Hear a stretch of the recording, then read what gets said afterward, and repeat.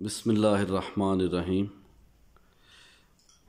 कूक पाकिस्तान कूक वालों मैं वहाँ मुहम्मद हसनैन भट्टी और मेरे नाल अज दे उचेचे परौने ने जनाब हमजा बेग साहब, जनाब हाफिज़ नुमान साहब, जनाब सैयद करम हसन शाह साहब, जनाब नैयर गुज्जर साहब।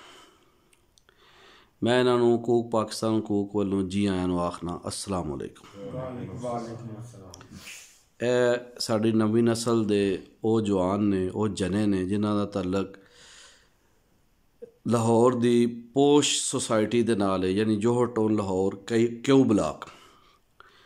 ਇਹ ਉਹ ਲੋਕ ने ਜਿਹੜੇ कि पंजाबी ਲਈ ਤੇ पंजाब ਲਈ सोच रहे ने। ਲੋਕਾਂ ਦਾ ਆਖਣਾ है कि जी पंजाबी रीत रवायत ਜਿਹੜੀ है ना ਉਹ ਪਿੰਡਾਂ ਤਾਂ ਹੀ ਰਹਿ ਗਈ ਹੈ ਅਤੇ ਇਹ ਜਨੇ ਇਸ ਚੀਜ਼ ਨੂੰ ਗਲਤ ਸਾਬਤ ਕਰ ਰਹੇ ਨੇ ਔਰ ਇਹ ਪੰਜਾਬੀ ਲਈ ਅਮਲੀ ਤੌਰ 'ਤੇ ਕੰਮ ਕਰ ਰਹੇ ਨੇ। ਇਹਨਾਂ ਨੇ ਵਟਸਐਪ ਦੇ ਉੱਤੇ ਇੱਕ ਪੰਜਾਬੀ ਦੇ ਨਾਂ ਤੋਂ, ਮਾਂ ਬੋਲੀ ਪੰਜਾਬੀ ਦੇ ਨਾਂ ਤੋਂ ਇੱਕ ਗਰੁੱਪ ਵੀ ਬਣਾਇਆ ਹੋਇਆ। ਇਸ ਤੋਂ ਇਲਾਵਾ ਵੀ ਜਿੱਥੇ ਉੱਠਦੇ ਬੈਠਦੇ ਨੇ, ਪੰਜਾਬੀ ਲਈ ਸੋਚਦੇ ਨੇ, ਉਸ ਲਈ ਕੰਮ ਕਰ ਰਹੇ ਨੇ। ਅਤੇ ਮੈਂ ਆਪਣੀ ਗੱਲਬਾਤ ਦਾ ਆਗਾਜ਼ ਜਨਾਬ ਹਮਜ਼ਾ ਬੇਗ ਤੋਂ ਕਰਾਂਗਾ ਤਾਂ ਉਹਨਾਂ ਨੂੰ ਪੁੱਛਾਂਗਾ ਕਿ ਤੁਸੀਂ ਇਸ ਬਾਰੇ 'ਚ ਕੀ ਸੋਚਦੇ ਹੋ ਜੀ पंजाबी के हवाले नाल। पंजाब की जी साड़ी धरती है जिस बारे सरकार मियाँ मुहम्मद बख्श साहब रहमतुल्लाह अलैह ने फरमाया सी कि डिठे कई मुल्क अंदर जाग ते ख्वाब ना डिठा मिसल हुसन आबाद पंजाब। अजब पंजाब हर मुल्कों न्यारी बहिश्तां विच है हूरां नूं भी प्यारी। तो ये पंजाब का हुसन है जिस बारे मियाँ साहब ने गल की। तो पंजाबी साड़ी माँ बोली जिस दे बारे ਕਿਹਾ ਜਾਂਦਾ ਹੈ ਕਿ ਆਪਣੀ ਮਾਂ ਬੋਲੀ ਨੂੰ ਬੋਲੋ, ਲਿਖੋ, ਪੜ੍ਹੋ, ਸਮਝੋ। ਔਰ ਸਾਡਾ ਤਾਂ ਇਹ ਨਾਰਾ ਵੇ ਕੂਕ ਪਾਕਿਸਤਾਨ ਕੂਕ ਦਾ ਕਿ ਪੰਜਾਬੀ ਬੋਲੋ, ਪੰਜਾਬੀ ਲਿਖੋ, ਪੰਜਾਬੀ ਪੜ੍ਹੋ, ਪੰਜਾਬੀ ਸਮਝੋ। ਕਿਉਂ ਜੇ ਪੰਜਾਬੀ ਸਾਡੀ ਮਾਂ ਬੋਲੀ ਹੈ ਅਤੇ ਕਿਹਾ ਜਾਂਦਾ ਹੈ ਕਿ ਜਿਹੜਾ ਮਾਂ ਦਾ ਨਹੀਂ ਉਹ ਕਿਸੇ ਥਾਂ ਦਾ ਨਹੀਂ। ਅਤੇ ਜਨਾਬ ਹਮਜ਼ਾ ਬੇਗ ਸਾਹਿਬ ਤੁਸੀਂ ਆਪਣੇ ਖਿਆਲਾਤ ਦਾ ਇਜ਼ਹਾਰ ਕਰੋ ਅਤੇ ਸਾਨੂੰ ਇਸ ਬਾਰੇ ਦੱਸ ਪਾਓ ਕਿ ਤੁਸੀਂ ਕੀ ਸੋਚਦੇ ਹੋ, ਤੁਹਾਡੇ ਅੰਦਰ ਕੀ ਫੀਲਿੰਗਸ ਹੁੰਦੀਆਂ ਨੇ, ਕੀ ਤੁਹਾਡੇ ਖਿਆਲਾਤ ਨੇ ਆਪਣੀ ਮਾਂ ਬੋਲੀ ਪੰਜਾਬੀ ਦੇ ਹਵਾਲੇ ਨਾਲ ਔਰ ਪੰਜਾਬ ਦੀ ਇਸ ਆਪਣੀ ਮਾਂ ਧਰਤੀ ਦੇ ਹਵਾਲੇ ਨਾਲ जी। बिस्मिल्लाहिर्रहमानिर्रहीम, अस्सलाम वालेकुम। वालेकुम अस्सलाम। देखिए जी, मैं प्रॉपर लाहौरिया हूँ, मेरी जमपाल समनाबाद की है। यहाँ से मैं माइग्रेट करके क्यू ब्लॉक जोहर टाउन में आया। मेरे माशाल्लाह 2 बच्चे हैं और हमारी प्रॉपर जो टोटल फैमिली है वो उर्दू स्पीकिंग है जी। लेकिन मेरा ताल्लुक बेसिकली पीछे तो काड़े गांव से भी है। इसी वजह से जब हम जाते हैं अपनी फसलों पे, खेतों में, बाज़ 6-6 महीने तक नहीं जाते। जब जाते हैं तो वहाँ पे अपनी धरती का और उसका हुस्न देख के बहुत यानी कि दिल को एक उभार सा मिलता है, खुशी महसूस होती है कि हमारे पंजाब में इतना कुछ हमारे लिए है। इसी हवाले से मैंने ये किया। मेरे बच्चे इंग्लिश मीडियम स्कूल में पढ़ते हैं, लेकिन हमारा एक रुझान ये है कि हम घर में तकरीबन 30 से 35% मियाँ बीवी और बच्चे आपस में पंजाबी बोलते हैं, ताकि मेरे बच्चों को पता लगे और मेरी आने वाली उनकी आगे नस्लों को पता लगे कि पंजाबी हमारे लिए कितनी अहमियत रखती है और हमारी मादरी ज़ुबान एक किस्म की है उर्दू के बाद। क्योंकि पंजाबी के बाज़ लफ्ज़ बहुत सख्त हैं जो हमें भी बाज़ दफ़ा आके समझ नहीं आते। बचपन में हम सारे पंजाबी बोलते थे, हमारे दाद का जो था सारा पंजाब से ताल्लुक़ रखता था पूरा प्रॉपर।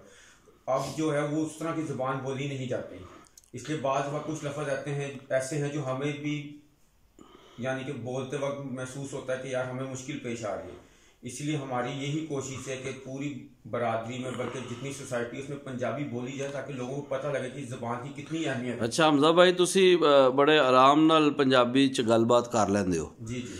तो ये दसो कि जिहड़ा कि तुहाडे अपने टब्बर है, ਤੁਸੀਂ ਦੱਸ ਵੀ ਰਹੇ ਹੋ ਤੁਸੀਂ ਆਪਣੀ ਘਰ ਵਾਲੀ ਦੇ ਨਾਲ ਆਪਣੇ ਜਿਹੜੇ ਤੁਹਾਡੇ ਭਾਬੀ ਹੋਰੀ ਨੇ ਉਹਨਾਂ ਦੇ ਨਾਲ ਪੰਜਾਬੀ 'ਚ ਗੱਲ ਕਰਨ ਦੀ ਕੋਸ਼ਿਸ਼ ਵੀ ਕਰਦੇ ਹੋ ਕਿਉਂ ਜੇ ਤੁਹਾਡੀ ਇਹ ਮੁਹੱਬਤ ਹੈ ਪੰਜਾਬੀ ਦੇ ਨਾਲ। ਅਤੇ ਇਹ ਮੈਨੂੰ ਦੱਸੋ ਕਿ ਇਹ ਪੰਜਾਬੀ ਬੋਲਣ ਲੱਗਿਆ ਤੁਹਾਨੂੰ ਕਿਸੇ ਕਿਸਮ ਦੀ ਕੋਈ ਮੁਸ਼ਕਿਲ ਤਾਂ ਪੇਸ਼ ਨਹੀਂ ਆਉਂਦੀ? नहीं, मुश्किल तो पेश नहीं आती। मेरी कोशिश होती कि मैं अपने भैन भरावां नाल भी पंजाबी बोलां, लेकिन वो इस चीज़ को बुरा महसूस कर देना।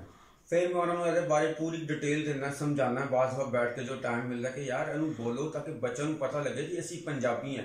देखो जी, बलोची अपनी बलोची बोल रहा है, सिंधी अपनी सिंधी बोल रहा है, पठान अपनी पश्तो बोल रहे हैं, तो असी क्यों अपनी ज़बान तो पिछे हटी है? उन्होंने पता होना चाहिए साड़ा कल्चर की, साड़ी ज़बान की है, की अहमियत है साढ़े। तो ये मैं तुहाडी इस गल च वाधा करांगा कि हर जी रूह नूं हक हासल है, ਹਰ ਇੱਕ ਨੂੰ ਹੱਕ ਹਾਸਲ ਕਿ ਇੱਕ ਜਿਹੜਾ ਅੰਗਰੇਜ਼ਾਂ ਦੇ ਘਰ ਬੱਚਾ ਪੈਦਾ ਹੋਇਆ ਉਹ ਅੰਗਰੇਜ਼ੀ ਬੋਲੇ, ਕਿਉਂਕਿ ਉਹਦੀ ਮਾਂ ਦੀ ਜ਼ੁਬਾਨ ਹੈ, ਔਰ ਉਸ ਤੋਂ ਮਹਿਰੂਮ ਕਰਨ ਦਾ ਹੱਕ ਕਿਸੇ ਨੇ ਵੀ ਨਹੀਂ ਦਿੱਤਾ। ਜੀ ਬਿਲਕੁਲ। ਤੇ ਇਸ ਤਰ੍ਹਾਂ ਹੀ ਪੰਜਾਬੀ ਬੱਚੇ ਨੂੰ ਵੀ ਹੱਕ ਹਾਸਲ ਹੈ ਕਿ ਉਹ ਪੰਜਾਬੀ ਬੋਲੇ। ਇਸ ਤਰ੍ਹਾਂ ਜਿਹੜਾ ਬੱਚਾ ਪਖਤੂਨ ਘਰਾਣੇ 'ਚ ਪੈਦਾ ਹੋਇਆ ਉਹਦਾ ਇੱਕ ਪੈਦਾਇਸ਼ੀ ਹੱਕ ਹੈ, ਔਰ ਇੱਕ ਸਿੰਧੀ ਬੱਚੇ ਦਾ ਇਹ ਹੱਕ ਹੈ ਕਿ ਉਹਦੀ ਸਿੰਧੀ ਮਾਂ ਦੇ ਮੁਤਾਬਕ ਉਹ ਸਿੰਧੀ ਬੋਲੇ। ਔਰ ਪਾਕਿਸਤਾਨ ਦਾ ਆਇਨ 1973 ਦਾ ਆਇਨ ਇਸ ਹੱਕ ਨੂੰ ਤਸਲੀਮ ਕਰਦਾ ਹੈ ਕਿ ਅਗਰ ਕਿਸੇ ਦੀ ਮਾਂ ਬਲੋਚ ਹੈ ਤਾਂ ਉਹ ਆਪਣੇ ਬੱਚੇ ਉਹਦਾ ਉਸ ਬੱਚੇ ਦਾ ਹੱਕ ਹੈ ਕਿ ਉਹਨੂੰ ਪੜ੍ਹਾਈ ਲਿਖਾਈ ਵੀ ਬਲੋਚੀ ਜ਼ੁਬਾਨ 'ਚ ਕਰਾਈ ਜਾਏ, ਔਰ ਪਾਕਿਸਤਾਨ ਦਾ ਆਇਨ ਉਹਨੂੰ ਹੱਕ ਦਿੰਦਾ ਹੈ। ਅਤੇ ਇਸ ਤੋਂ ਇਲਾਵਾ ਅਕਵਾਮ ਮੁਤਹਿਦਾ UNO ਯੂਨਾਈਟਿਡ ਨੇਸ਼ਨ ਆਰਗਨਾਈਜੇਸ਼ਨ ਦੇ ਅਦਾਰਾ ਯੂਨੀਸੈਫ ਵੀ ਇਸ ਹੱਕ ਨੂੰ ਤਸਲੀਮ ਕਰਦਾ ਹੈ ਕਿ ਸਭ ਤੋਂ ਜਿਹੜਾ ਉੱਚੀ ਜ਼ਬਾਨ ਹੈ ਨਾ ਉਹ ਮਾਂ ਦੀ ਜ਼ਬਾਨ ਹੈ। ਅਤੇ ਇਸ ਲਈ ਤੁਸੀਂ ਬੜੀ ਸੋਹਣੀ ਗੱਲ ਕਰ ਰਹੇ ਹੋ ਅਤੇ ਅਸੀਂ ਗੱਲ ਨੂੰ ਅੱਗੇ ਵਧਾਵਾਂਗੇ। ਜਨਾਬ ਹਾਫਿਜ਼ ਨੁਮਾਨ ਸਾਹਿਬ, ਤੁਹਾਡਾ ਤਲਕ ਵੀ ਜੋਹਰ ਟਾਊਨ ਦੇ ਨਾਲ ਹੈ।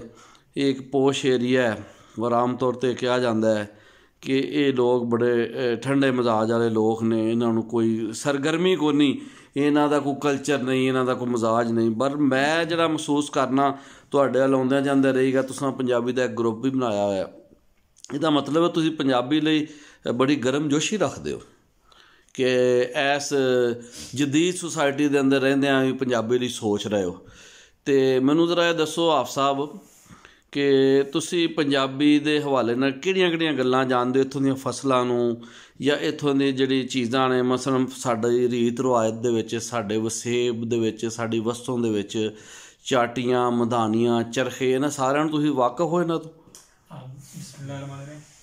ਮੇਰੀ ਨਾਨੀ ਅੱਲਾ ਬਖਸ਼ੇ ਉਹ ਜ਼ਿੰਦਾ ਹੁੰਦੀ ਸੀ ਅਤੇ ਮੈਂ ਉਹਨਾਂ ਦੇ ਨਾਲ ਗੱਲ ਕਰਦਾ ਸੀ ਅਤੇ ਉਹ ਮੈਨੂੰ ਦੱਸਦੀਆਂ ਸੀ ਕਿ ਜੀ ਪੁੱਤ ਅਸੀਂ ਜਵਾਨ ਹੁੰਦੇ ਸੀ ਜੀ, ਅਸੀਂ ਸਾਰੀ ਮਾਈਆਂ ਮੇਰੀ ਸਾਰੀ ਸਹੇਲੀਆਂ ਬਹਿ ਕੇ ਨਾ ਅਸੀਂ ਖੇਲਾਂ ਖੇਡਦੀਆਂ ਸੀ।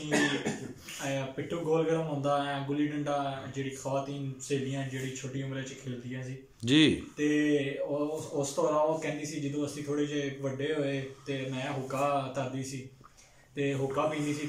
ਅੱਜ ਕੱਲ੍ਹ ਦੇ ਜ਼ਮਾਨੇ 'ਚ ਅਸੀਂ ਬੜਾ ਉਹਨੂੰ ਬੁਰਾ ਸਮਝਦੇ ਹਾਂ ਕਿ ਯਾਰ ਖਾਤੂਨ ਹੁੱਕਾ ਪੀਂਦੀ, ਲੇਕਿਨ ਸਾਨੂੰ ਇਹ ਨਹੀਂ ਪਤਾ ਕਿ ਇਹ ਸਾਡੀ ਪੰਜਾਬੀ ਦਾ ਕਲਚਰ ਹੈ, ਪੰਜਾਬੀ ਦੀ ਤੁਸੀਂ ਕਹਿ ਲਓ ਜਿੱਦਾਂ। ਆਪ ਸਾਹਿਬ ਤੁਸੀਂ ਬੜੀ ਸੋਹਣੀ ਗੱਲ ਕੀਤੀ, ਔਰ ਮੈਂ ਇਸ ਚੀਜ਼ ਦੇ ਵਿੱਚ ਤੁਹਾਡੀ ਇਸ ਗੱਲ 'ਚ ਵਾਧਾ ਕਰਾਂਗਾ ਕਿ ਮੈਂ ਵੀ ਐਸੀ ਸੁਆਣੀਆਂ ਵੇਖੀਆਂ ਨੇ ਆਪਣੀ ਹਯਾਤੀ ਅੰਦਰ ਜਿਹੜੀਆਂ ਕਿ ਹੁੱਕਾ ਪੀਂਦੀਆਂ ਸਨ, ਔਰ ਹੁੱਕਾ ਇੱਕ ਸਾਡੇ ਵਸੇਬ ਦੀ ਅਲਾਮਤ ਸੀ। ਜਿੱਥੇ ਮਰਦ ਹੁੱਕਾ ਪੀਂਦੇ ਸਨ, ਜਨੇ ਕੰਮ ਕਰਨ ਵਾਲੇ ਖੇਤਾਂ 'ਚ ਗੱਭਰੂ ਜਵਾਨ, ਅਤੇ ਉਹਨਾਂ ਦੀ ਘਰ ਵਾਲੀ ਵੀ ਹੁੱਕਾ ਪੀ ਲੈਂਦੇ ਸਨ, ਔਰ ਇਸ ਚੀਜ਼ ਨੂੰ ਕੋਈ ਬੁਰਾ ਖਿਆਲ ਨਹੀਂ ਸੀ ਕੀਤਾ ਜਾਂਦਾ, ਬਲਕਿ ਇਹਨੂੰ ਆਪਣੀ ਵਸੋਂ ਦੀ ਨੁਮਾਇੰਦਗੀ ਸਮਝਿਆ ਜਾਂਦਾ ਸੀ। ਔਰ ਤੁਸੀਂ ਬੜੀ ਸੋਹਣੀ ਯਾਦ ਕਰਾਈ, ਇਹਦਾ ਮਤਲਬ ਹੈ ਕਿ ਤੁਹਾਡਾ ਬੜਾ ਗਹਿਰਾ ਤਾਲੁਕ ਹੈ ਪੰਜਾਬ ਦੀ ਇਸ ਰਹਿਤਲ ਬਹਿਤਲ ਦੇ ਨਾਲ। ਹਾਂ ਬਿਲਕੁਲ ਜੀ। ਅਤੇ ਮੇਰੇ ਖਿਆਲ ਨੂੰ ਉਹ ਵੀ ਇਹ ਗੱਲ ਦੱਸਦੇ ਨੇ ਕਿ ਜੀ ਅਸੀਂ ਕਬੱਡੀ ਲੜਦੇ ਸੀ ਆਪਣੀ ਜਵਾਨ ਉਮਰ 'ਚ, ਅਤੇ ਅੱਜ ਕੱਲ੍ਹ ਦੇ ਜਿਹੜੇ ਲੋਕ ਨੇ ਉਹਨੂੰ ਖੇਲ ਨਹੀਂ ਸਮਝਦੇ। ਹਾਲਾਂਕਿ ਇਹ ਬੜੀ ਜਿਸਮਾਨੀ ਸਰਗਰਮੀ ਹੈ, ਬਹੁਤ ਵੱਡੀ ਅਤੇ ਚੰਗੀ ਜਿਸਮਾਨੀ ਸਰਗਰਮੀ ਹੈ, ਬੰਦੇ ਨੂੰ ਕਰਨੀ ਚਾਹੀਦੀ ਹੈ ਕਿ ਬੰਦਾ ਆਪਣੀ ਮਿੱਟੀ ਦੇ ਨਾਲ ਹੀ ਖੇਲਦਾ ਹੈ, ਆਸਾਨ ਲਫ਼ਜ਼ਾਂ 'ਚ ਕਿਹਾ ਜਾਏ। ਅਤੇ ਬਾਕੀ ਜਿਹੜੀ ਫਸਲਾਂ ਨੇ, ਅੱਜ ਕੱਲ੍ਹ ਦੇ ਮਾਂ ਪਿਓ ਜਿਹੜੇ ਨੇ ਉਹ ਬੜੇ ਝਿਜਕਦੇ ਨੇ ਆਪਣੇ ਬੱਚਿਆਂ ਨੂੰ ਦੱਸਣ ਲਈ ਕਿ ਉਹਨਾਂ ਨੂੰ ਮੁੰਜੀ ਦਾ ਨਹੀਂ ਪਤਾ, ਕਈ ਬੱਚਿਆਂ ਨੂੰ ਪੰਜਾਬੀ ਦੇ ਲਫ਼ਜ਼ਾਂ ਨੇ ਦਾ ਨਹੀਂ ਪਤਾ। ਲੇਕਿਨ ਚਲੋ ਅੱਲਾ ਦਾ ਸ਼ੁਕਰ ਹੈ ਕਿ ਹੁਣ ਆਹਿਸਤਾ ਆਹਿਸਤਾ ਲੋਕਾਂ ਨੂੰ ਸਮਝ ਆ ਰਹੀ ਹੈ ਕਿ ਇਹ ਸਾਡੀ ਮਾਦਰੀ ਜ਼ੁਬਾਨ ਹੈ, ਜਦੋਂ ਤੱਕ ਅਸੀਂ ਇਹਨੂੰ ਚੰਗਾ ਨਹੀਂ ਸਮਝਾਂਗੇ ਤੇ ਲੋਕ ਸਾਨੂੰ ਚੰਗਾ ਨਹੀਂ ਸਮਝਾਂਗੇ। ਯਾਨੀ ਆਪਣੀ ਅਸਲ ਨਾਲ ਲੋਕ ਵਾਪਸ ਆ ਰਹੇ ਨੇ। ਬਿਲਕੁਲ ਤਾਰੀਖ ਆਪਣੇ ਆਪ ਨੂੰ ਦੁਹਰਾਉਂਦੀ ਹੈ ਕਿ ਨਾਲੇ ਆਪ ਸਾਹਿਬ ਇੱਕ ਮਸ਼ਹੂਰ ਕੌਲ ਹੈ, ਅਖਾਣ ਹੈ ਕਿ ਹਰ ਕੋਈ ਆਪਣੀ ਅਸਲ ਦੀ ਤਰਫ ਵਾਪਸ ਟੁਰ ਜਾਂਦਾ ਹੈ, ਅਸਲ ਦੀ ਤਰਫ। ਅਤੇ ਮਾਂ ਦੀ ਜ਼ੁਬਾਨ ਤੋਂ ਵੱਧ ਕੇ ਅਸਲ ਚੀਜ਼ ਕੀ ਹੋ ਸਕਦੀ ਹੈ? ਅਤੇ ਇਹ ਤਾਂ ਗਿਣੀ ਮਿੱਥੀ ਗੱਲ ਹੈ, ਇਹਦੇ ਤੇ ਨਾਲ ਕੋਈ ਇਖਤਲਾਫ ਕਰ ਹੀ ਨਹੀਂ ਸਕਦਾ। ਜਿਹੜਾ ਕਰਦਾ ਉਹ ਫਿਰ ਬੇਅਕਲ ਹੀ ਹੋਏਗਾ, ਉਹਦੀ ਅਕਲ ਜਿਹੜੀ ਹੈ ਨਾ ਉਹਦੀ ਮੱਤ ਮਾਰੀ ਗਈ। ਅਤੇ ਜੀ ਗੱਲ ਜਾਰੀ ਰੱਖੋ ਆਪਣੀ। ਅਤੇ ਮੇਰੇ ਅੱਬਾ ਜੀ ਜਿਹੜੇ ਨੇ ਉਹ ਜ਼ਰਾਅਤ ਦੇ ਨਾਲ ਉਹਨਾਂ ਦਾ ਪੇਸ਼ਾ ਵਾਬਸਤਾ, ਅਤੇ ਉਹ ਮੈਨੂੰ ਦੱਸਦੇ ਨੇ ਕਿ ਜੀ ਆਹ ਮੁੰਜੀ ਇੰਝ ਹੁੰਦੀ ਹੈ। ਹੁਣ ਉਹਨਾਂ ਨੇ ਮੈਨੂੰ ਦੱਸਿਆ, ਹੁਣ ਉਹਨਾਂ ਨੇ ਵੀ ਦੇਖੀ ਆਪਣੇ ਵੱਡਿਆਂ ਕੋਲੋਂ ਸਿੱਖਿਆ ਹੈਗਾ ਨਾ। ਹੁਣ ਮੈਨੂੰ ਵੀ ਚਾਅ ਆਇਆ ਕਿ ਯਾਰ ਮੇਰੇ ਬੱਚੇ ਜਦੋਂ ਹੋਣਗੇ ਜੀ ਮੈਂ ਉਹਨਾਂ ਨੂੰ ਵੀ ਦੱਸਾਂਗਾ ਕਿ ਯਾਰ ਸਾਡੀ ਪੰਜਾਬੀ 'ਚ ਇਹ ਲਫ਼ਜ਼ਾਂ ਨੇ ਤੇ ਇਹ ਜਿਹੜੀ ਨੇ ਤਾਜੀ ਨੇ ਰੂਫੇ ਤਾਜੀ ਨੇ ਤੇ ਇਹ ਸ਼ੈ ਨੂੰ ਤੇ ਇਹ ਆਖੀਏ ਦਾ ਇੰਝ ਦੇ ਮੁਖਤਲਿਫ ਜਿਹੜੇ ਸ਼ੈ ਨੇ। ਤੇ ਇਹ ਪੰਜਾਬੀ ਬੜੀ ਸੋਹਣੀ ਜ਼ੁਬਾਨ ਹੈ, ਆਪਣੇ ਅੰਦਰ ਬੜੀ ਮਿਠਾਸ ਰੱਖਦੀ ਹੈ। ਵਾਹ। ਤੇ ਆਪਣੇ ਇਹ ਇੰਝ ਦੀ ਜ਼ੁਬਾਨ ਹੈ ਕਿ ਤੁਹਾਡਾ ਖੁਦ ਨੂੰ ਜੀ ਚਾਹੇਗਾ ਕਿ ਮੈਂ ਕਿਵੇਂ ਪੰਜਾਬੀ ਬੋਲਾਂ। ਮਤਲਬ ਇਹ ਕਸ਼ਿਸ਼ ਜਿਹੜਾ ਹਾਂ ਜੀ, ਦੇਖੋ ਨਾ ਜੀ, ਤੁਸੀਂ ਦੇਖੋ ਨਾ ਜਿਸ ਤਰ੍ਹਾਂ ਨੁਸਰਤ ਫਤਿਹ ਅਲੀ ਖਾਨ ਸਾਹਿਬ ਨੇ, ਉਹਨਾਂ ਨੇ ਪੜ੍ਹਿਆ ਸੁਣ ਚਰਖੇ ਦੀ ਮਿੱਠੀ ਮਿੱਠੀ ਕੂਕ, ਤੇ ਉਹ ਦੇਖੋ ਨਾ ਕਿੰਨੇ ਨਹੀਂ ਉਹਨੂੰ ਸੁਣਿਆ। ਮੈਂ ਇਹ ਪੁੱਛਣਾ ਕਿ ਜੀ ਤੁਹਾਂ ਸੁਣਿਆ ਕਿ ਨਹੀਂ, ਮੈਂ ਸਵਾਲ ਹੀ ਨਹੀਂ ਤੁਹਾਨੂੰ ਕੀਤਾ। ਮੈਂ ਨਾ ਜੀ ਕਿੰਨੇ ਨਹੀਂ ਸੁਣਿਆ ਉਹਨੂੰ। ਔਰ ਵਰਲਡ ਵਾਈਡ ਪੂਰੀ ਦੁਨੀਆ ਦੇ ਅੰਦਰ ਉਹਨਾਂ ਦੀ ਜਿਹੜਾ ਇਹ ਪੜ੍ਹਿਆ ਹੋਇਆ ਕਲਾਮ ਇਹ ਮਸ਼ਹੂਰ ਹੋਇਆ, ਔਰ ਇਸ ਤਰ੍ਹਾਂ ਕੋ ਮਸ਼ਹੂਰ ਹੋਇਆ ਕਿ ਇਹਨੂੰ ਲੱਖਾਂ ਕਰੋੜਾਂ ਬੰਦਿਆਂ ਨੇ ਸੁਣਿਆ। ਔਰ ਉਹ ਲੋਕ ਜਿਹੜੇ ਅੰਗਰੇਜ਼ ਲੋਕ ਜਿਨ੍ਹਾਂ ਨੂੰ ਇਹਦੀ ਸਮਝ ਨਹੀਂ ਆਉਂਦੀ ਪੰਜਾਬੀ ਦੀ, ਉਹ ਵੀ ਤਸਲੀਮ ਕਰਦੇ ਨੇ ਕਿ ਨੁਸਰਤ ਸਾਹਿਬ ਨੇ ਉਹ ਕਲਾਮ ਪੜ੍ਹ ਛੱਡਿਆ ਨਾ ਪੰਜਾਬੀ ਦੇ ਅੰਦਰ, ਸੁਣ ਚਰਖੇ ਦੀ ਮਿੱਠੀ ਮਿੱਠੀ ਕੂਕ। ਤੇ ਦੇਖੋ ਨਾ ਜੀ, ਉਹ ਜਿਹੜੀ ਚਰਖਾ ਇੱਕ ਅਲਾਮਤ ਹੈ, ਔਰ ਇਹ ਸਾਰੇ ਸੂਫੀਆ ਇਕਰਾਮ ਨੇ ਵੀ ਇਹਨੂੰ ਇਸਤੇਮਾਲ ਕੀਤਾ ਹੈ ਕਿ ਚਰਖੇ ਨੂੰ ਕਿਹਾ ਜਾਂਦਾ ਹੈ ਇਹ ਅਮਲ ਹੈ। ਜਾਣੀ ਚਰਖਾ ਕੱਤਣ ਤੋਂ ਬਾਅਦ ਨੇਕ ਅਮਲ ਕਰਨਾ, ਤੇ ਜਿਹੜਾ ਚਰਖਾ ਨਹੀਂ ਕੱਤਦਾ ਉਹ ਸਮਝੋ ਕਿ ਨੇਕ ਅਮਲ ਨਹੀਂ ਕਰਦਾ। ਤੇ ਉਹਨੂੰ ਤਸ਼ਬੀਹ ਦਿੱਤੀ ਗਈ ਇਨਸਾਨੀ ਜਿਸਮ ਦੇ ਨਾਲ ਕਿ ਇਨਸਾਨੀ ਜਿਸਮ ਵੀ ਇੱਕ ਚਰਖੇ ਦੀ ਤਰ੍ਹਾਂ ਚੱਲਦਾ। ਜੇ ਚਰਖਾ ਚੱਲੇਗਾ ਤਾਂ ਉੱਤੋਂ ਕੋਈ ਦਾਜ ਬਣੇਗਾ। ਉਹ ਇੱਕ ਉਹ ਸੁਆਣੀ ਦੀ ਮਿਸਾਲ ਦੇ ਕੇ ਬਜ਼ੁਰਗ ਲੋਕ ਉਹਨੂੰ ਬਿਆਨ ਕਰਦੇ ਨੇ। ਦੇਖ ਲਓ ਜੀ, ਅਸੀਂ ਆਪਣੀ ਗੱਲ ਅਗਾਂਹ ਵਧਾਵਾਂਗੇ ਤਾਂ ਹੁਣ ਤੁਹਾਡੇ ਨਾਲ ਬੈਠੇ ਹੋਏ ਨੇ ਆਪ ਸਾਹਿਬ ਦੇ ਨਾਲ ਸੈਯਦ ਕਰਮ ਹਸਨ ਸਾਹਿਬ ਤੇ ਸ਼ਾਹ ਸਾਹਿਬ। ਅਸਲਾਮ ਵਾਲੇਕੁਮ। ਵਾਲੇਕੁਮ ਅਸਲਾਮ। ਸਰ, ਤੁਸੀਂ ਕੁਝ ਦੱਸੋ ਇਸ ਬਾਰੇ 'ਚ ਕਿ ਤੁਸੀਂ ਮਾਂ ਬੋਲੀ ਪੰਜਾਬੀ ਦੇ ਹਵਾਲੇ ਨਾਲ ਕੀ ਸੋਚਦੇ ਹੋ, ਔਰ ਤੁਸੀਂ ਕੀ ਸਮਝਦੇ ਹੋ ਪੰਜਾਬ ਦਾ ਸਾਡੀ ਜਿਹੜੀ ਮਾਂ ਧਰਤੀ ਵੀ ਹੈ ਔਰ ਪੰਜਾਬੀ ਸਾਡੀ ਮਾਂ ਬੋਲੀ, ਇਸ ਬਾਰੇ ਤੁਸੀਂ ਕੀ ਸੋਚਦੇ ਹੋ? ਵੇਖੋ ਜੀ, ਪੰਜਾਬੀ ਸਾਡੀ ਮਾਂ ਬੋਲੀ ਹੈ ਜੀ। ਇਸ ਤੋਂ ਵੱਡੀ ਕੋਈ ਗੱਲ ਨਹੀਂ ਜੀ ਕਿ ਜੇ ਤੁਸੀਂ ਆਪਣੀ ਮਾਂ ਬੋਲੀ ਦੇ ਨਾਲ ਜੁੜ ਕੇ ਰਹੋਗੇ ਕਿ ਤੁਹਾਡੇ ਨਾਲ ਆਸਾਨੀਆਂ ਪੈਦਾ ਹੋਣਗੀਆਂ। ਤੁਹਾਨੂੰ ਆਪਣੀ ਇੱਕ ਰਹਿਤਲ ਬਹਿਤਲ ਦਾ ਅਹਿਸਾਸ ਹੋਏਗਾ। ਤੁਹਾਡੀ ਜਿਹੜੀ ਪੀੜ੍ਹ ਦਰ ਪੀੜ੍ਹ ਜਿਹੜੀ ਪੀੜ੍ਹੀ ਚੱਲਦੀ ਪਈ ਹੈ ਨਾ, ਉਹ ਹੱਸਦੀ ਵਸਦੀ ਰਹੀ। ਕਿਉਂਕਿ ਜਿਹੜਾ ਬੰਦਾ ਆਪਣੀ ਮੈਂ ਇਸ ਚੀਜ਼ ਨੂੰ ਬਹੁਤ ਕਰੀਬ ਤੋਂ ਵੇਖਣਾ ਹੈ ਕਿ ਜਿਹੜਾ ਬੰਦਾ ਆਪਣੀ ਪੀੜ੍ਹੀ ਦੇ ਨਾਲ ਮੁਨਸਲਿਕ ਨਹੀਂ ਨਾ ਹੈਗਾ, ਉਹਨੂੰ ਉਸ ਚੀਜ਼ ਦਾ ਪਤਾ ਨਹੀਂ ਨਾ ਹੈਗਾ, ਉਹਨੂੰ ਅੱਗੇ ਆਪਣੀ ਪੀੜ੍ਹੀ ਵਸਾਉਣ ਵਾਸਤੇ ਨਾ ਬਹੁਤ ਸਟਰਗਲ। ਬਲਕਿ ਇੱਥੇ ਮੈਂ ਤੁਹਾਡੀ ਗੱਲ ਥੋੜ੍ਹੀ ਦੇਰ ਰਹੀ ਤੁਹਾਡੀ ਇਜਾਜ਼ਤ ਦੇ ਨਾਲ ਰੋਕਦਿਆਂ ਗੱਲ ਕਰਾਂਗਾ। ਇਹ ਜਿਹੜਾ ਪੀੜ੍ਹੀ ਤੁਸੀਂ ਲਫ਼ਜ਼ ਬੋਲਿਆ ਨਾ, ਇਹ ਵੀ ਮਤਰੂਕ ਹੁੰਦਾ ਜਾ ਰਿਹਾ, ਇਹਨੂੰ ਹੁਣ ਬੋਲਦੇ ਨਹੀਂ। ਤੇ ਪੀੜ੍ਹੀ ਤੁਹਾਨੂੰ ਪਤਾ ਘਰਾਂ 'ਚ ਹੁੰਦੀ ਸੀ, ਤੇ ਉਹ ਪੀੜ੍ਹੀ ਹੁੰਦੀ ਸੀ ਲੱਕੜ ਵਾਲੀ। ਤੇ ਹੁਣ ਚਲੋ ਪਲਾਸਟਿਕ ਆ ਗਿਆ, ਪਲਾਸਟਿਕ ਦੇ ਨਾਲ ਵੀ ਉਹਨੂੰ ਬਣਾਇਆ ਜਾਂਦਾ ਹੈ। ਤੇ ਉਹ ਪੀੜ੍ਹੀ ਤੇ ਹੈ ਨਾ, ਤੇ ਪੀੜ੍ਹੀ ਦਾ ਮਤਲਬ ਕਈ ਨੇ। ਤੇ ਜਿਹੜੀ ਤੁਸੀਂ ਗੱਲ ਕਰ ਰਹੇ ਹੋ ਕਿ ਪੰਜਾਬੀ ਸਾਡੀ ਪੀੜ੍ਹੀ ਹੈ, ਤੇ ਯਾਨੀ ਅਸਲ ਹੈ, ਵਿਰਾਸਤ ਹੈ। ਵਿਰਾਸਤ ਜਿਹੜੀ ਤੇ ਬਹੁਤ ਸੋਹਣੀ ਗੱਲ ਕੀਤੀ ਜੀ ਤੁਸੀਂ। ਵਿਰਾਸਤ ਸਾਡੀ ਜਿਹੜੀ ਹੈਗੀ ਨਾ, ਇਹ ਜੋੜੀ ਪੰਜਾਬ ਦੇ ਨਾਲ ਹੋਈ। ਵਾਹ ਵਾਹ ਵਾਹ। ਔਰ ਇਹ ਜਦੋਂ ਤੱਕ ਜੁੜੀ, ਤੁਸੀਂ ਇਹਦੇ ਨਾਲ ਜੁੜੇ ਰਹੋਗੇ ਨਾ, ਤੇ ਪੰਜਾਬੀ ਵੀ ਤੁਹਾਡੇ ਨਾਲ ਜੁੜੀ ਰਹੇਗੀ। ਜਦੋਂ ਤੁਸੀਂ ਇਹਦੇ ਨਾਲ ਹਟ ਜਾਓਗੇ ਨਾ, ਤੇ ਫਿਰ ਤੁਸੀਂ ਪੂਰੀ ਅਕਵਾਮ ਦੇ ਵਿੱਚ ਨਾ ਇੱਕ ਡਾਊਨਗ੍ਰੇਡ ਕੌਮ ਦੇ ਤੌਰ ਤੇ ਪੇਸ਼ ਹੋਵੋਗੇ। ਤੇ ਅਸੀਂ ਇਹ ਫੀਲ ਕਰਦੇ ਪਏ ਹਾਂ ਕਿ ਲੋਕੀ ਪੰਜਾਬੀ ਨੂੰ ਛੱਡ ਕੇ ਦੂਜੀਆਂ ਜ਼ਬਾਨਾਂ ਇੰਝ ਅਪਣਾਉਂਦੇ ਪਏ ਨੇ ਜਿਵੇਂ ਉਹ ਉਹਨਾਂ ਦੀ ਮਾਂ ਬੋਲੀ। ਤੇ ਤੁਸੀਂ ਜੋਹਰ ਟਾਊਨ ਦੇ ਅੰਦਰ ਰਹਿੰਦੇ ਹੋ ਆ, ਜਿਹੜਾ ਇਸ ਕਮੀ ਨੂੰ ਦੂਰ ਕਰਨ ਦੀ ਕੋਸ਼ਿਸ਼ ਕਰ ਰਹੇ ਹੋ, ਤੁਹਾਡੇ ਜ਼ਿਹਨ ਦੇ ਅੰਦਰ ਇਹ ਤੇ ਗੱਲ ਆ ਚੁੱਕੀ ਹੈ ਨਾ ਕਿ ਇਹ ਗਲਤ ਰਵੱਈਆ ਹੈ। ਬਿਲਕੁਲ ਗਲਤ ਰਵੱਈਆ ਹੈਗਾ। ਤੇ ਅਸੀਂ ਇਸ ਚੀਜ਼ ਨੂੰ ਯਾਨੀ ਕਿ ਲੋਕਾਂ ਨੂੰ ਦੱਸਣੇ ਪਏ ਆ ਕਿ ਇਹ ਕੋਈ ਪੰਜਾਬੀ 'ਚ ਆਪਸ 'ਚ ਗੱਲ ਕਰਨਾ, ਆਪਣੇ ਬੱਚਿਆਂ ਨਾਲ ਬੋਲਣਾ, ਇਹ ਕੋਈ ਗਲਤ ਗੱਲ ਨਹੀਂ ਹੈਗੀ। ਤੁਹਾਨੂੰ ਬੋਲਣਾ ਚਾਹੀਦਾ ਹੈਗਾ, ਤੁਹਾਡੇ ਬੱਚਿਆਂ ਨੂੰ ਪਤਾ ਹੋਣਾ ਚਾਹੀਦਾ ਉਹਦੇ ਸਹੀ ਜਿਹੜਾ ਤਲਫੁਜ਼ ਹੈਗਾ ਪੰਜਾਬੀ ਦਾ, ਉਹ ਆਪਣੇ ਬੱਚਿਆਂ ਨੂੰ ਸਿਖਾਓ। ਕਿਉਂਕਿ ਮੇਰੀ ਜਿਹੜੀ ਬਚਪਨ ਤੋਂ ਲੈ ਕੇ ਹੁਣ ਤੱਕ ਦੀ ਜਿਹੜੀ ਡਿਵੈਲਪਮੈਂਟ ਹੈਗਾ, ਉਹਦੇ ਵਿੱਚ ਮੇਰੇ ਨਾਨੇ ਦਾਦੇ ਦਾ, ਮੇਰੀ ਦਾਦੀ ਦਾ, ਮੇਰੇ ਨਾਨੇ ਦਾ, ਮੇਰੇ ਵੱਡਿਆਂ ਦਾ ਬਹੁਤ ਜ਼ਿਆਦਾ ਰੋਲ ਹੈਗਾ। ਕਿਉਂਕਿ ਉਹਨਾਂ ਨੇ ਉਦੋਂ ਤੁਹਾਨੂੰ ਪਤਾ ਸਵਾਣੀਆਂ ਕੀ ਕਰਦੇ ਸਨ, ਬੱਚੇ ਨੂੰ ਵੱਡੀਆਂ ਸਵਾਣੀਆਂ ਆਪਣੇ ਕੋਲ ਰੱਖਦੀਆਂ ਸਨ, ਉਹਨਾਂ ਦੇ ਨਾਲ ਗੱਲਬਾਤ ਕਰਦੇ, ਉਹਨੂੰ ਦੱਸਦੀਆਂ ਸਨ ਪੁਰਾਣੇ ਕਿੱਸੇ। ਈਵਨ ਕਿ ਮੈਨੂੰ ਤਾਂ ਮੇਰੀ ਨਾਨੀ ਦਾਦੀ 47 ਤੋਂ ਪਹਿਲੇ ਦੇ ਕਿੱਸੇ ਦੱਸਦੇ ਸਨ ਕਿ ਇੰਝ ਹੋਇਆ ਸੀ। ਔਰ ਜਦੋਂ ਮੈਂ ਹੋਸ਼ ਫੜੀ ਤੇ ਸਾਡੇ ਆਪਣੇ ਘਰ ਚਰਖਾ, ਮੱਝ, ਪੱਠੇ, ਯਾਨੀ ਕਿ ਇਹੋ ਜਿਹੀ ਚੀਜ਼ਾਂ ਜਿਹੜੇ ਮੈਂ ਵੇਖਦਾ ਆਇਆ ਇਸ ਚੀਜ਼ ਨੂੰ। ਯਾਨੀ ਇਹ ਤੁਹਾਡੇ ਮਤਲਬ ਇੱਕ ਜ਼ਮੀਰ ਦੇ ਅੰਦਰ ਉਹ ਇੱਕ ਗਵਾਹੀ ਦੇ ਰਿਹਾ ਤੁਹਾਡਾ ਜ਼ਮੀਰ ਕਿ ਇਹ ਚੀਜ਼ਾਂ ਤੁਹਾਨੂੰ ਹਰ ਵਕਤ ਨਜ਼ਰ ਆਉਂਦੀਆਂ ਨੇ, ਔਰ ਵੇਲੇ ਦੀ ਗਵਾਹੀ ਵੀ ਇਹੀ ਹੈ। ਤੇ ਇਹ ਗਵਾਹੀ ਸਾਨੂੰ ਆਪਣੇ ਬੱਚਿਆਂ ਨੂੰ ਵੀ ਦੇਣੀ ਪਏਗੀ। ਐਸੇ ਵਿੱਚ ਸਾਡੀ ਭਲਾਈ ਹੈਗੀ, ਕਿਉਂਕਿ ਅਸੀਂ ਆਪਣੇ ਬੱਚਿਆਂ ਨੂੰ ਇੰਗਲਿਸ਼ ਮੀਡੀਅਮ 'ਚ ਪੜ੍ਹਾ ਤੇ ਲਵਾਂਗੇ ਪਰ ਉਹਨੂੰ ਅੰਗਰੇਜ਼ ਬਣਾ ਨਹੀਂ ਸਕਦੇ। ਬੜੀ ਸੋਹਣੀ ਤੁਹਾਂ ਗੱਲ ਕੀਤੀ ਤੇ ਮੈਨੂੰ ਵੀ ਇੱਕ ਤੁਹਾਂ ਯਾਦ ਕਰਾਤੀ ਇਹ ਗੱਲ ਨਾਲ ਗੱਲ ਜੁੜੀ ਹੋਈ ਹੈ ਨਾ। ਤੇ ਉਹ ਆਂਦੇ ਨੇ ਗੱਲ ਦੇ ਅੰਦਰ ਇੱਕ ਗੱਲ ਹੁੰਦੀ, ਉਹ ਹੀ ਸਾਰੀ ਗੱਲ ਹੁੰਦੀ ਹੈ। ਤੇ ਮੈਨੂੰ ਇੱਕ ਗੱਲ ਆ ਗਈ ਯਾਦ ਤੁਹਾਡੀ ਗੱਲ ਤੋਂ ਕਿ ਬਚਪਨ ਦੇ ਵਿੱਚ, ਬਾਲਪਨ ਦੇ ਵਿੱਚ ਮੈਂ ਵੀ ਕੁਝ ਲੋਕ ਗੀਤ ਸੁਣੇ ਨੇ ਆਪਣੇ ਘਰ ਵਾਲਿਆਂ ਕੋਲੋਂ, ਵਾਲਦਾ ਮੁਹਤਰਮਾ ਕੋਲੋਂ। ਅੱਲੜ ਬੱਲੜ ਬਾਵੇ ਦਾ ਬਾਵਾ ਕਣਕ ਲਿਆਵੇਗਾ ਤੇ ਬਾਵੀ ਬਹਿ ਕੇ ਛੱਟੇਗੀ। ਤੇ ਦੇਖੋ ਨਾ ਇਹ ਆਵਾਜ਼ਾਂ ਕੀ ਸਨ? ਇਹ ਆਵਾਜ਼ਾਂ ਪੰਜਾਬ ਦੀਆਂ ਆਵਾਜ਼ਾਂ ਸਨ, ਧਰਤੀ ਦੀਆਂ ਆਵਾਜ਼ਾਂ, ਜਿਨ੍ਹਾਂ ਦੇ ਨਾਲ ਅਸੀਂ ਜੁੜੇ ਹੋਏ ਹਾਂ। ਇਹ ਸਾਡੀ ਪੀੜ੍ਹੀ ਹੈ, ਜਿਹੜਾ ਤੁਸੀਂ ਗੱਲ ਫਰਮਾਈ ਹੈ ਕਿ ਪੀੜ੍ਹੀ, ਤੇ ਪੀੜ੍ਹੀ ਤੋਂ ਜਿਹੜਾ ਦੂਰ ਹਟਦਾ ਤੇ ਫਿਰ ਜ਼ਾਹਰ ਹੈ ਉਹ ਫਿਰ ਡਿੱਗ ਪੈਂਦਾ। ਤੇ ਜਦੋਂ ਡਿੱਗ ਪਵੇ ਤੇ ਚੂਕਣਾ ਟੁੱਟਦਾ, ਤੇ ਜਦੋਂ ਚੂਕਣਾ ਟੁੱਟ ਗਿਆ ਤੇ ਫਿਰ ਗਿਆ ਬੰਦਾ ਗਿਆ। ਤੇ ਬੜੀ ਸੋਹਣੀ ਤੁਸੀਂ ਗੱਲ ਕੀਤੀ। ਤੇ ਹਮਜ਼ਾ ਬੇਗ ਸਾਹਿਬ ਕੁਝ ਗੱਲ ਕਰ ਰਹੇ ਨੇ ਇਸ ਬਾਰੇ। ਤੇ ਮੈਂ ਲੋਕੀ ਬਾਤ ਸਮਝਦੇ ਨੇ ਕਿ ਅਸੀਂ ਨਾ ਮਜ਼ਾਕ 'ਚ ਗੱਲ ਕਰਦੇ ਪਏ ਜੀ। ਲੈ ਦੇਖੋ ਜੀ, ਮੇਰੇ ਕੋਲ ਗਰੁੱਪ ਹੈਗਾ ਜੇ, ਅਸੀਂ ਪੰਜਾਬੀ ਬੋਲ ਆਪਣੇ ਦੋਸਤਾਂ ਯਾਰਾਂ ਭੈਣ ਭਰਾਵਾਂ ਨਾਲ ਪੰਜਾਬੀ ਦੇ ਵਿੱਚ ਹੀ ਗੱਲ ਕਰੀਦੀ। ਅੱਜ ਕੱਲ੍ਹ ਦੀ ਲੇਟੈਸਟ ਟੈਕਨੋਲੋਜੀ ਦੇ ਵਿੱਚ WhatsApp ਉੱਤੇ ਵੀ ਇਹ ਤੁਹਾਡਾ ਇਹ ਕੰਮ ਸੁਲਾਨਯੋਗ ਹੈ ਜੀ। ਅਸੀਂ ਪੰਜਾਬੀ ਗੱਲ ਕਰੀਦੀ। ਰੱਬ ਸੋਹਣਾ ਤੁਹਾਨੂੰ ਹੋਰ ਤਰੱਕੀ ਦੇਵੇ। ਇਹ ਕਿਊਟ ਬਲਾਕ ਦਾ ਵੱਡਾ ਗਰੁੱਪ ਹੈ ਨਾ, ਜਿਹੜਾ ਤੁਸੀਂ ਤਰਤੀਬ ਦਿੱਤਾ ਸੀ, ਜਿਹਦੇ ਅੰਦਰ ਤੁਸੀਂ ਕੰਮ ਵੀ ਕਰ ਰਹੇ ਹੋ।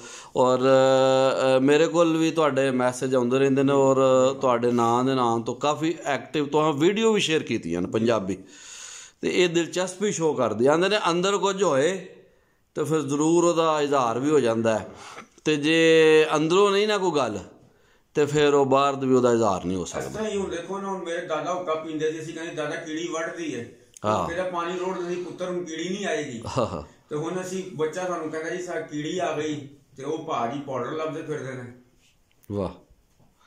ਤੇ ਗੱਲ ਹੈ ਜੀ ਕਿ ਬੜੀ ਸੋਹਣੀਆਂ ਗੱਲਾਂ ਹੋ ਰਹੀਆਂ ਨੇ।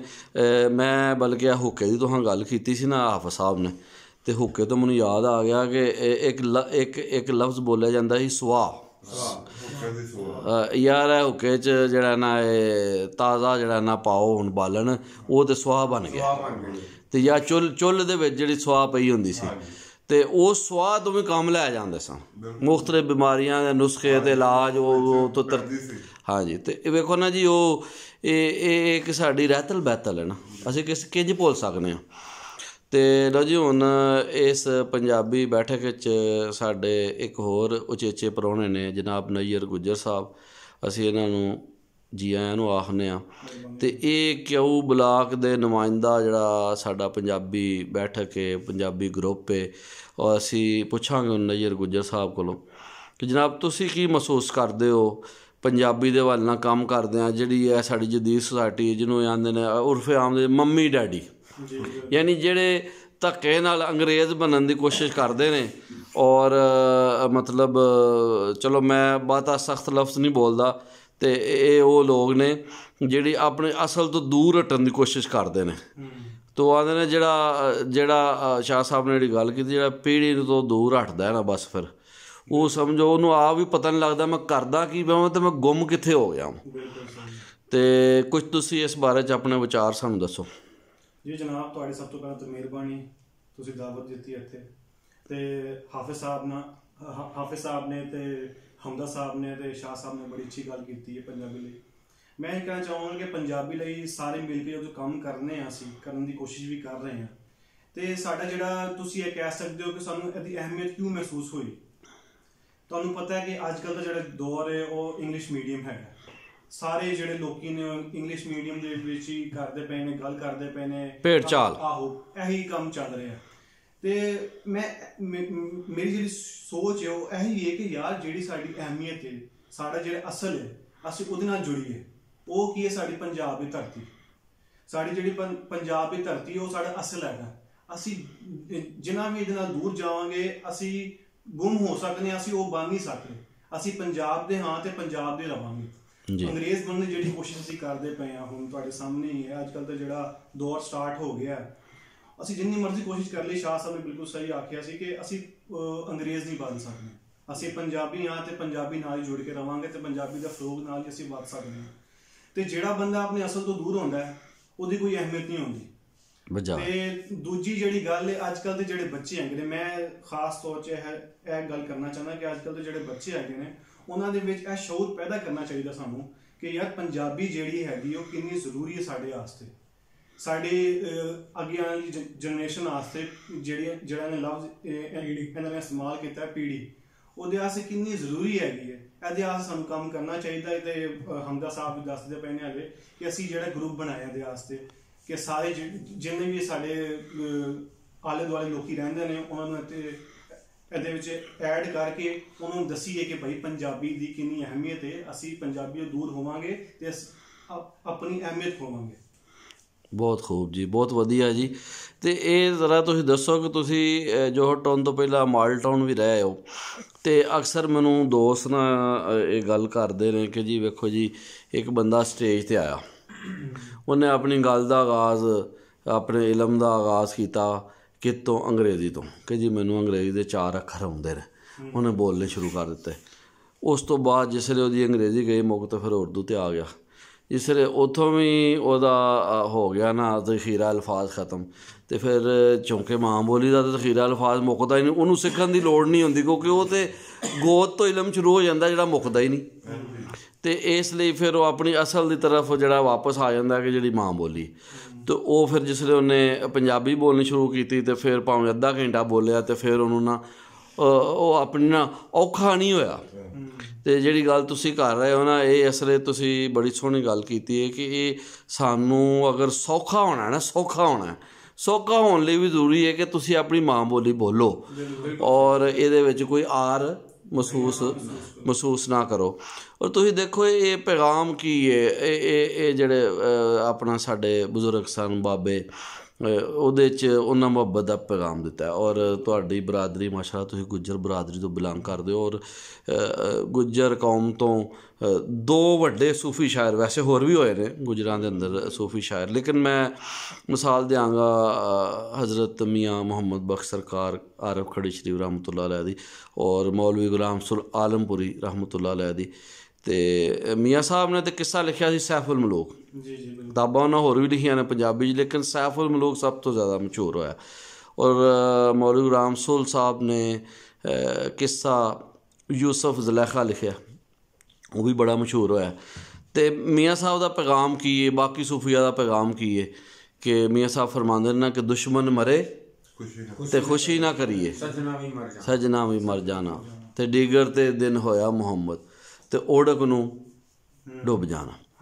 ਤੇ ਦੇਖੋ ਨਾ ਜੀ, ਇੱਕ ਤੇ ਉਹ ਫਿਕਰ ਆਖਰਤ ਦੀ ਤਾਲੀਮ ਦੇ ਰਹਿਣ, ਤੇ ਨਾਲ ਕਹਿ ਰਹੇ ਨੇ ਕਿਸੇ ਨਾਲ ਨਫ਼ਰਤ ਨਹੀਂ ਕਰਨੀ, ਭਾਵੇਂ ਉਹ ਦੁਸ਼ਮਣ ਹੀ ਕਿਉਂ ਨਾ ਹੋਏ। ਦੁਸ਼ਮਣ ਮਰੇ ਤੇ ਖੁਸ਼ੀ ਨਾ ਕਰੀਏ, ਤੇ ਸਜਣਾ ਵੀ ਮਰ ਜਾਣਾ, ਕਿਉਂਕਿ ਸਜਣਾ ਵੀ ਮਰਨਾ। ਤੇ ਦੇਖੋ ਨਾ ਜੀ, ਇਹ ਤੇ ਸਾਰਾ ਜਿਹੜਾ ਸਾਡਾ ਇਹਦੇ 'ਚ ਜਿਹੜਾ ਸੁਨੇਹਾ ਹੈ ਸੂਫੀਆ ਕਰਾਮ ਦਾ ਪੈਗਾਮ ਹੈ, ਉਹ ਸੁਨੇਹਾ ਹੀ ਮੁਹੱਬਤ ਦਾ, ਪਿਆਰ ਦਾ, ਉਲਫਤ ਦਾ, ਇਨਸਾਨੀਅਤ ਲਈ ਉਹ ਦੱਸਦੇ ਰਹਿਣੇ ਕਿ ਬਈ ਕਿਸੇ ਨਾਲ ਨਫ਼ਰਤ ਨਹੀਂ ਕਰਨੀ। ਅਤੇ ਜੋ ਕਿ ਉਹ ਇਹ ਹੀ ਵਜ੍ਹਾ ਹੈ ਕਿ ਫਿਰ ਪੰਜਾਬੀ ਵੀ ਆਪਣੇ ਅੰਦਰ ਇਹ ਮੁਹੱਬਤ ਰੱਖਦੀ, ਠੀਕ ਹੈ ਨਾ ਜੀ। ਔਰ ਇਹਦੇ ਅੰਦਰ ਐਸੀਆਂ ਚੀਜ਼ਾਂ ਨੇ ਕਿ ਉਹਦੇ ਤੋਂ ਬੰਦਾ ਸਿੱਖਦਾ ਹੈ, ਅੱਗੇ ਵੱਧਦਾ ਹੈ। ਔਰ ਸਵਾਨੀਆਂ ਆਪਣੇ ਬੱਚਿਆਂ ਨੂੰ ਇਹ ਚੀਜ਼ਾਂ ਸਿਖਾਉਂਦੀਆਂ ਕਰਦੀਆਂ ਸਨ। ਮਗਰ ਹੁਣ ਜਿਹੜਾ ਸੋਸ਼ਲ ਮੀਡੀਆ ਦੌਰ ਆਇਆ, ਇਹਦੇ ਵਿੱਚ ਫਿਰ ਇਹ ਹੋਇਆ ਕਿ ਪਹਿਲੇ ਤਾਂ ਪ੍ਰਿੰਟ ਮੀਡੀਆ ਸੀ, ਫਿਰ ਇਲੈਕਟ੍ਰੋਨਿਕ ਮੀਡੀਆ ਆਮ ਹੋਇਆ, ਅਤੇ ਲੋਕਾਂ ਨੇ ਮਤਲਬ ਰਾਤ ਗਏ ਤੱਕ ਜਾਗਣਾ ਔਰ ਮੀਡੀਆ ਤੋਂ ਇਸਤਫਾਦਾ ਕਰਨਾ, ਹੱਤਾਂ ਕਿ ਆਪਣੀ ਅਸਲ ਤੋਂ ਹੌਲੀ ਹੌਲੀ ਦੂਰ ਹੁੰਦੇ ਗਏ। ਮਗਰ ਹੁਣ ਤੁਹਾਂ ਇਹ ਅੱਛਾ ਫੈਸਲਾ ਕੀਤਾ ਹੈ, ਔਰ ਮੈਂ ਤੁਹਾਨੂੰ ਮੁਬਾਰਕਬਾਦ ਪੇਸ਼ ਕਰਾਂਗਾ ਜਨਾਬ ਨਈਅਰ ਸਾਹਿਬ ਕਿ ਤੁਸਾਂ ਇਹ ਸਟੈਪ ਲਿਆ ਸੀ, ਤੁਸਾਂ ਦੋਸਤਾਂ ਨੇ ਮਿਲ ਕੇ, ਕਿ ਜਿਹੜਾ ਤੁਸਾਂ ਮਾਂ ਬੋਲੀ ਪੰਜਾਬੀ ਦੇ ਨਾਂ ਤੋਂ ਕਿਊ ਬਲਾਕ ਦਾ ਅਲੱਗ ਤੋਂ ਵੱਖਰਾ ਇੱਕ ਗਰੁੱਪ ਬਣਾਇਆ, ਤਾਂ ਜੇ ਉੱਥੋਂ ਦੀ ਜਿਹੜੀ ਪੋਸ਼ ਆਬਾਦੀ ਉਹਨਾਂ ਨੂੰ ਤੁਸੀਂ ਇੱਕ ਪੈਗਾਮ ਦੇਣ ਦੀ ਕੋਸ਼ਿਸ਼ ਕੀਤੀ। ਕਿਉਂਕਿ ਵੈਸੇ ਤਾਂ ਪੰਜਾਬੀ ਦੇ ਹੋਰ ਵੀ ਗਰੁੱਪ ਚੱਲ ਰਹੇ, ਮਗਰ ਤੁਸੀਂ ਸਪੈਸ਼ਲੀ ਇੱਕ ਬਲਾਕ ਨੂੰ ਫੋਕਸ ਕੀਤਾ, ਔਰ ਇਹ ਬੜੀ ਗੱਲ ਹੈ ਮੈਂ ਅਕਸਰ ਕਹਿੰਦਾ ਹੁੰਦਾ ਕੋਈ ਕੰਮ ਜਿੱਧਰੋਂ ਟੋਰਿਆ ਜਾਏ ਨਾ ਉਹ ਅੱਗੇ ਵੱਧਦਾ ਘਟਦਾ ਨਹੀਂ। ਭੱਟੀ ਸਾਹਿਬ ਤੁਸੀਂ ਸੁਣ ਕੇ ਹੈਰਾਨ ਹੋਵੋਗੇ ਕਿ ਜੋਹਰ ਟਾਊਨ ਦਾ ਕਿਊਬ ਬਲਾਕ ਜੋਹਰ ਟਾਊਨ ਦਾ ਸਭ ਤੋਂ ਵੱਡਾ ਬਲਾਕ ਹੈ। ਅੱਛਾ ਜੀ, ਮੈਨੂੰ ਵੈਸੇ ਇਸ ਬਾਰੇ ਝੱਗਾ ਹੀ ਨਹੀਂ ਸੀ। ਇਹ ਤੁਸੀਂ ਕਿਸ ਹਵਾਲੇ ਨਾਲ ਕਹਿ ਰਹੇ ਹੋ? ਯਾਨੀ ਇਹ ਆਬਾਦੀ ਦੇ ਹਵਾਲੇ ਨਾਲ ਤੇ ਰਕਬੇ ਦੇ ਹਵਾਲੇ ਨਾਲ ਕਿਊਬ ਬਲਾਕ ਰਕਬਾ ਜਿਹੜਾ ਇਹਦਾ ਸਭ ਤੋਂ ਜ਼ਿਆਦਾ? ਇਹਦਾ ਸਭ ਤੋਂ ਜ਼ਿਆਦਾ। ਅੱਛਾ, ਇਹ ਮਤਲਬ ਮਕਾਨਾਂ ਦੀ ਨੰਬਰਿੰਗ ਜਿਹੜੀ 1500 ਤੋਂ ਵੀ ਉੱਤੇ ਚਲੀ ਜਾਂਦੀ ਹੈ। ਅੱਛਾ, ਬੇਗ ਸਾਹਿਬ ਬੜੀ ਤੋਂ ਆਮ ਮਾਲੂਮਾਤ ਦਿੱਤੀ ਜਿਹੜੇ ਮੇਰੇ ਇਲਮ ਵਿੱਚ ਨਹੀਂ ਸੀ।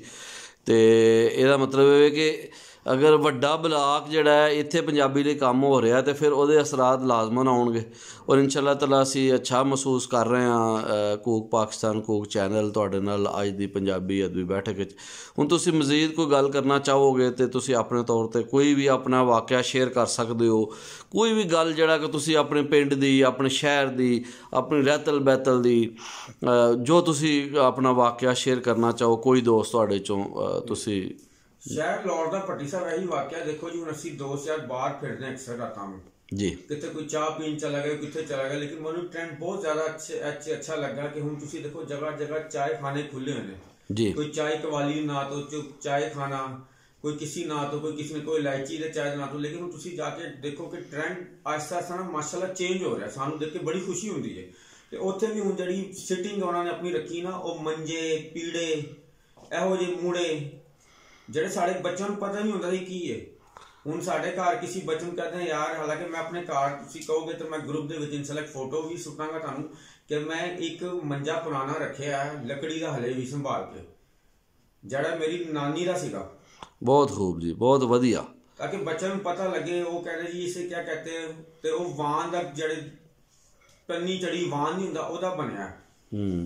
ਅੱਛਾ ਜੀ, ਇਹ ਵਾਨ ਤੋਂ ਮੈਨੂੰ ਯਾਦ ਆ ਗਿਆ ਕਿ ਬੜੀ ਸੋਹਣੀ ਤੁਸੀਂ ਗੱਲ ਕੀਤੀ ਹੈ ਕਿ ਮੁੰਜ ਦੀ ਰੱਸੀ ਨਹੀਂ ਜੀ ਹੁੰਦੀ ਜੀ ਜੀ, ਇਹਨੂੰ ਬਾਬਾ ਜੀ ਫਰੀਦ ਰਹਿਮਤੁल्लाह अलैह ਨੇ ਬੜਾ ਸੋਹਣਾ ਆਪਣੇ ਕਲਾਮ ਵਿੱਚ ਇਸਤੇਮਾਲ ਕੀਤਾ ਕਿ ਫਰੀਦਾ ਮੈਨੂੰ ਮੁੰਜ ਕਰ ਤੇ ਨਿੱਕੀ ਕਰ ਕਰ ਕੁੱਟ, ਯਾਨੀ ਮੈਂ ਇਹਨੂੰ ਮੁੰਜ ਕਰ। ਮੁੰਜ ਦੀ ਰੱਸੀ ਦੀ ਮਿਸਾਲ ਦਿੱਤੀ ਕਿ ਇਹਨੂੰ ਇੰਨਾ ਨਿੱਕਾ ਕਰਕੇ ਆਪਣੀ ਜਿਹੜਾ ਗੁਰੂਰ ਤਕੱਬਰ ਇਹਨੂੰ ਖਤਮ ਕਰ ਦੇ।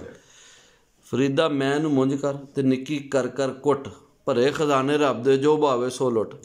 ਜਦੋਂ ਮੈਂ ਮਰ ਗਈ ਤੇ ਸਾਰਾ ਕੁਝ ਫਿਰ ਤੇਰੇ ਲਈ ਹੈ।